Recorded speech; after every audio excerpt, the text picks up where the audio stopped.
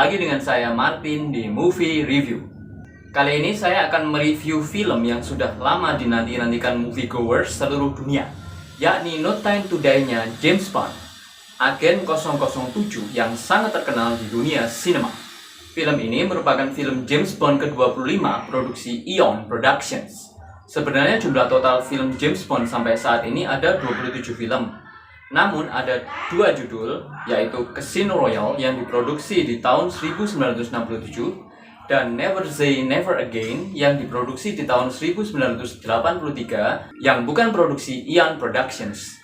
Kalau kita bicara tentang film-filmnya James Bond, banyak sekali aspek yang menarik, baik dalam film-filmnya maupun di luar film-filmnya. Agen rahasia fiktif rekaan Ian Fleming di tahun 1952 ini punya sejarah yang sangat menarik dan mungkin lain kali akan saya bahas di satu edisi khusus. Untuk saat ini, saya akan fokus hanya membahas No Time to Die saja. Oke guys? Film ini masih berkaitan erat dengan film sebelumnya, yaitu Spectre, di mana karakter Dr. Madeleine Swan, psikiater yang akhirnya menjadi pasangan Bond di film itu, ditelaah lebih dalam kisah hidupnya di No Time to Die. Cerita dibuka dengan adegan di mana Madeleine Swan kecil tinggal bersama ibunya di satu rumah yang terpencil di Norwegia. Seorang pembunuh bertopeng menyatroni rumah itu dan membunuh ibunya. Dia bilang kepada Madeleine bahwa dia adalah Lucifer Safin dan dia hendak membalas dendam karena ayah Madeleine, Mr. White, telah membunuh seluruh keluarganya. Madeleine kecil berhasil lolos dan lari ke danau beku di dekat rumahnya, namun tenggelam karena bagian danau beku yang dipijaknya pecah. Sang pembunuh pada akhirnya tidak tega untuk membunuhnya dan malah menembaki permukaan danau beku di mana dia tenggelam, sehingga Madeleine kecil bisa selamat. Adegan kemudian beralih pada beberapa bulan setelah ending film Spectre, di mana James Bond dan Madeleine Swan menikmati liburan di Italia bermobilkan Aston Martin DB5 yang diminta Bond dari Q. Saat James mengunjungi makam Vesperlin, tiba-tiba dia diserang oleh orang-orang Spectre. Adegan action di sini cukup spektakuler, dari kejar-kejaran mobil, sepeda motor, dan adegan baku hantamnya. James jadi curiga pada Madeleine karena dia heran bagaimana Spectre bisa tahu keberadaannya, sedangkan Madeleine adalah anak dari Mr. White yang notabene adalah orang penting di Spectre. Mereka berdua akhirnya berhasil lolos, tapi James merasa Madeleine telah mengkhianatinya. Dia meninggalkan Madeleine di stasiun kereta dengan perasaan marah. Selang 5 tahun kemudian, ilmuwan MI6 Valdo Obruchev diculik dari laboratorium MI6. Valdo sendiri sedang mengerjakan proyek Heracles, senjata biologis yang berisi nanobots yang bisa menyebar seperti virus bila disentuh dan dikodifikasi ke untaian DNA yang spesifik sehingga akan mematikan bagi targetnya saja tapi tidak akan berpengaruh terhadap orang lain.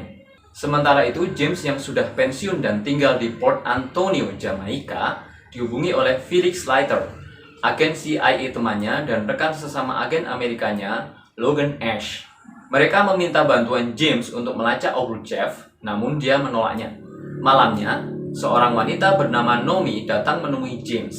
Dia menyebut soal proyek Heracles dan melarang Bond untuk ikut campur soal Obruchev.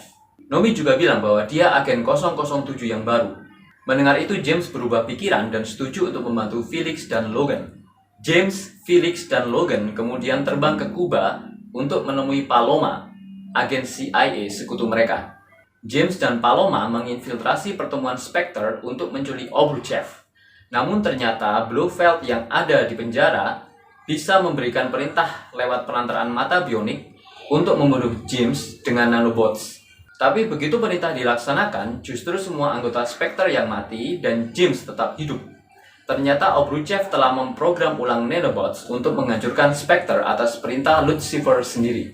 Bond kemudian berpisah dengan Paloma dan berhasil membawa Obruchev ke sebuah kapal laut untuk bertemu dengan Felix dan Logan. Di dalam kapal ini, Logan malah menyerang James dan Felix, lalu membawa Obruchev bersamanya. Ternyata Logan adalah agen ganda yang bekerja untuk Lucifer Safin. Felix tertembak dan Logan berhasil meledakkan kapal. Karena luka tembak Felix terlalu parah, dia akhirnya tewas. Namun James berhasil lolos. Moneypenny kemudian membawa James untuk bertemu dengan Q di rumahnya dan mengatur supaya James bisa bertemu dengan Blofeld di penjara untuk mencari tahu kemana Obruchev dibawa beserta nanobots-nya. Safin menemui Madeline dan memaksanya untuk menginfeksi dirinya dengan nanobots untuk kemudian ditularkan ke Blofeld di penjara. Alasan Safin karena hanya Madeline lah orang yang mau ditemui Blofeld sebagai psikiaternya.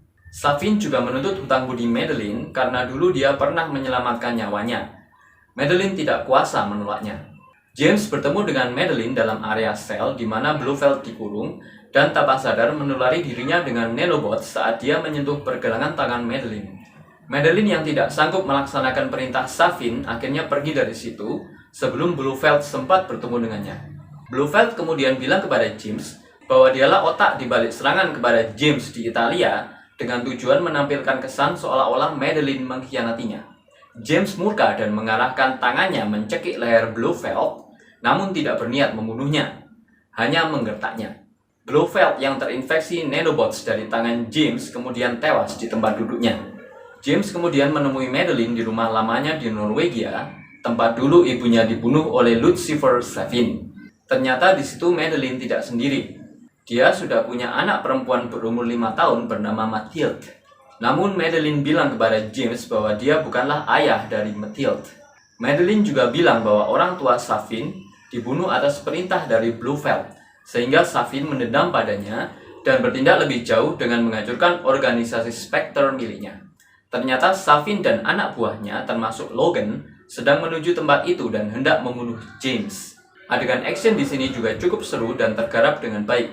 James berhasil mengalahkan Logan dan anak buah Safin, namun Safin berhasil membawa Madeline dan Mathilde. Q, James, dan Nomi berhasil menemukan markas Safin di satu pulau yang merupakan bekas pangkalan Perang Dunia II di antara Jepang dan Rusia. Mereka menginfiltrasi markas besar Safin tersebut dan menjadi tahu bahwa dia berencana untuk menguasai dunia dengan menggunakan nanobots. Nomi berhasil menewaskan Overjab, sementara James menemui Safin yang menyandera Mathilde. James berhasil menewaskan pengawal-pengawal Safin, namun Safin berhasil lolos dengan membawa Mathilde. Safin yang rupanya tidak tega terhadap Mathilde kemudian malah melepaskannya. Nomi, Madeline, dan Mathilde kemudian meloloskan diri dari pulau tersebut. Pulau itu sendiri hendak dihancurkan oleh pihak Inggris dengan serangan peluru kendali dari HMS Dragon karena penuh dengan racun dari tanaman racian para ilmuwan Safin dan juga nanobots. James harus tinggal di situ untuk membuka silo supaya tempat itu bisa dihancurkan dan waktunya tidak banyak sebelum peluru kendali menghantam pangkalan itu.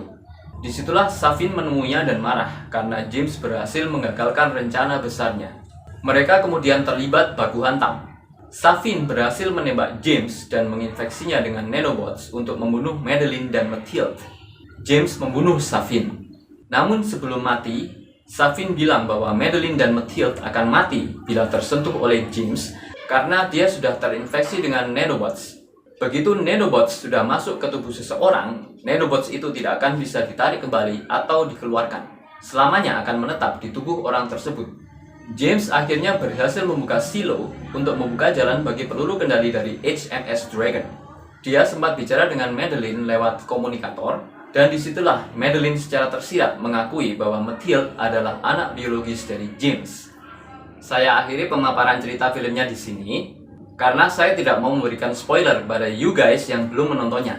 You have to see the movie to know how it really ends. Jadi tonton saja filmnya yang sekarang sedang beredar di Indonesia ya guys. Kita bisa menyaksikan film ini lebih dulu daripada orang-orang Amerika loh guys. Film ini baru akan dirilis di bioskop Amerika tanggal 8 Oktober, sedangkan kita sudah bisa nonton di bioskop Indonesia pada tanggal 30 September. Saya cukup puas dengan No Time to Die. Memang adegan-adegan actionnya tidak sespektakuler film-filmnya sebelumnya, tapi dari segi cerita dan ketegangan yang dibangun masih cukup oke. Adegan perpisahan James dan Madeline di awal film cukup menyentuh dan emosional. Akting Lea Seydoux yang memerankan Madeline di sini cukup menonjol. Daniel Craig sebagai James Bond masih terlihat sangar, namun di sini dia lebih emosional. Rami Malek, pemeran Freddie Mercury di Bohemian Rhapsody, juga sangat oke di sini. Dengan muka kasar dan ekspresi benggisnya, namun terkesan masih punya hati. Dia memang aktor serba bisa.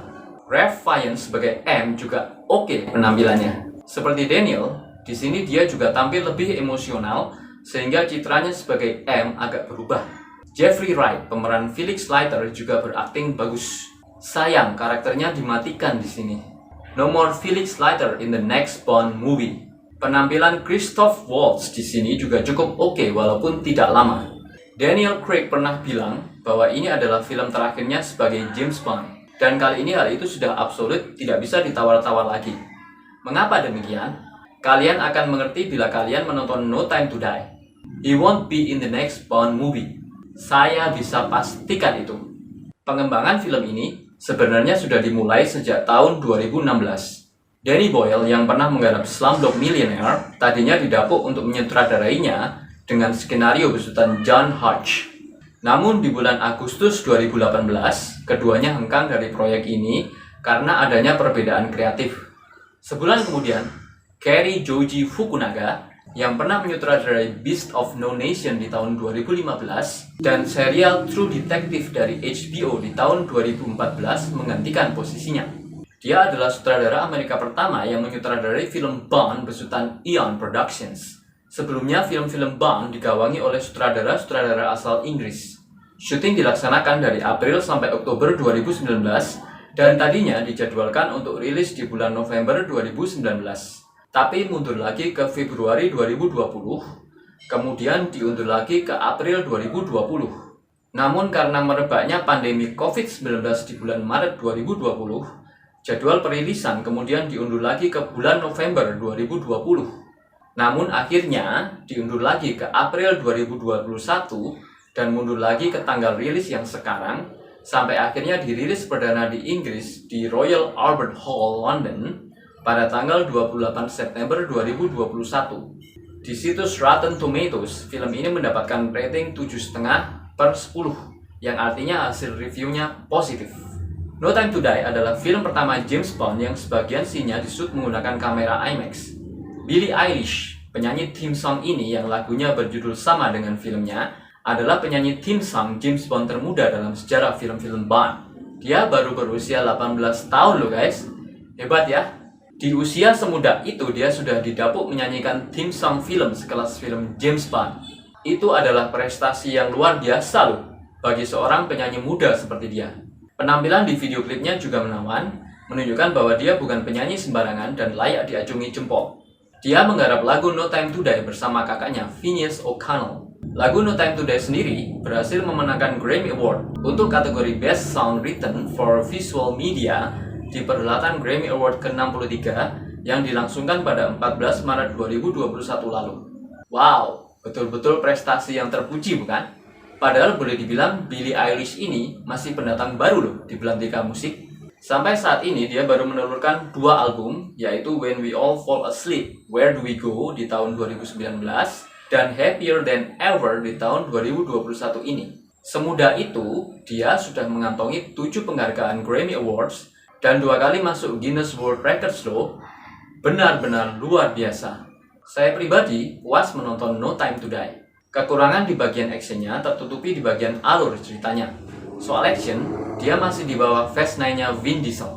Tapi dari segi cerita, No Time to Die lebih bagus dan menarik. Ekspektasi saya terpenuhi saat menonton film ini. Daniel Craig adalah Bond yang berbeda sekali dari para pendahulunya, tapi saya suka gayanya yang tanpa basa-basi. Menurut saya, dia juga adalah Bond yang paling tidak ganteng, tapi memang saya rasa bukan itu yang dicari produsernya saat mengcastnya menjadi pemeran Bond ke-6 dalam rangkaian franchise produksi Eon ini. Dia juga jauh dari kesan playboy dan flamboyan, seperti yang ditampilkan Sean Connery, Roger Moore, dan Pierce Brosnan. Dia juga Bond pertama yang berambut blonde. Di No Time to Die juga tidak ada pameran peralatan canggih berteknologi mutakhir, tipikal film-film Bond sebelumnya. Gadget tercanggihnya kali ini cuma jam tangan dengan daya elektromagnetik yang tinggi. Namun walaupun minim gadget canggih, film ini tetap tidak kehilangan tajinya. Tampaknya para filmmakernya ingin menampilkan citra baru seorang Bond yang lebih fresh. Sayang sekali Daniel Craig harus cabut dari franchise ini. Dia adalah seorang Bond dengan kesan cool yang berbeda. Dia berhasil membawa Bond keluar dari bayang-bayang para aktor pendahulunya. Di film ini, dia malah membawa seorang Bond ke taraf yang lebih tinggi dengan menampilkan lebih banyak sisi emosionalnya sehingga karakter Bond terasa lebih manusiawi. Thumbs up for you, Mr. Craig. Oke guys, demikianlah review dari saya. Hopefully you will all enjoy it. Untuk penggemar film-film Bond, khususnya Daniel Craig, wajib untuk nonton film ini.